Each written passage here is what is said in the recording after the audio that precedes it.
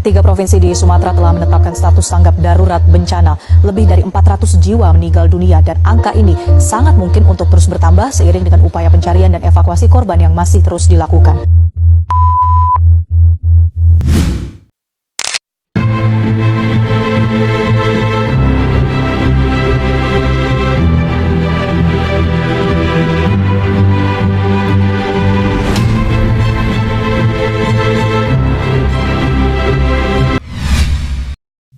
Sumatera adalah pulau yang berada di wilayah rawan bencana karena berada di pertemuan lempeng tektonik aktif. Tapi bencana bukan hanya soal alam, ini juga soal bagaimana negara hadir melindungi warganya. Di balik angka kerugian dan lokasi bencana, ada hal penting yang sering dilupakan negara. Yakini warga berhak mendapatkan perlindungan dan negara wajib memberikan perlindungan itu. Pada pasal 28G Undang-Undang Dasar 1945 menyebutkan bahwa setiap orang berhak merasa aman dan mendapatkan perlindungan. Dalam situasi bencana, hal ini diatur lebih lanjut dalam Undang-Undang Nomor 24 Tahun 2007. Artinya, tugas negara bukan sekedar memberi bantuan, tapi memastikan hak warga negara terpenuhi, mulai dari pencegahan sebelum bencana, penanganan saat bencana, sehingga pemulihan setelah bencana. Negara berkewajiban memastikan bahwa setiap keluarga, setiap anak tidak dibiarkan berjuang sendirian. Mereka berhak mendapatkan informasi yang benar, tempat yang aman, dan lingkungan yang sehat untuk kembali memulai hidup.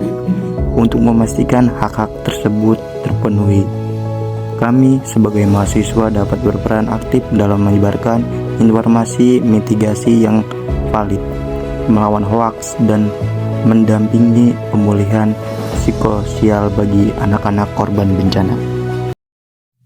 Di wilayah Sumatera, kita bisa melihat bagaimana negara Indonesia berusaha membangun infrastruktur tahan gempa dan sistem peringatan dini tsunami.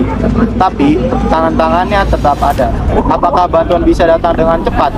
Apakah informasi sampai ke semua orang?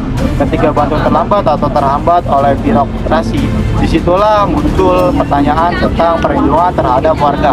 Negara tidak hanya harus hadir, tapi juga memastikan semua warga mendapatkan bantuan dengan cepat dan merata. Harap adanya bermakna kembali. Pohonnya pun begitu dia lompat, yang dibantu hanyut. Pohon itu bangun tadi itu 5 hari nggak makan dengan hidup air segini di atas.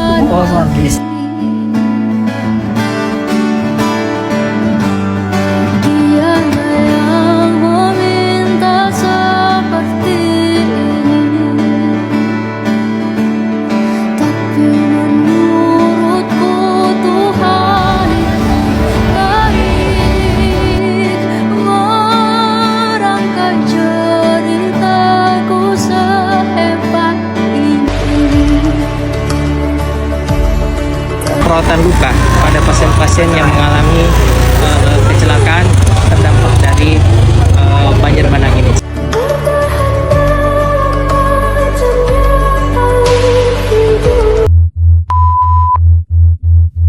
Namun, tanggung jawab ini bukan hanya milik negara saja. Warga juga punya peran penting, misalnya dengan menjaga lingkungan, mengikuti aturan tata ruang, ikut simulasi bencana, dan merawat fasilitas umum. Semua ini adalah bentuk kerjasama agar keselamatan bisa terjaga bersama.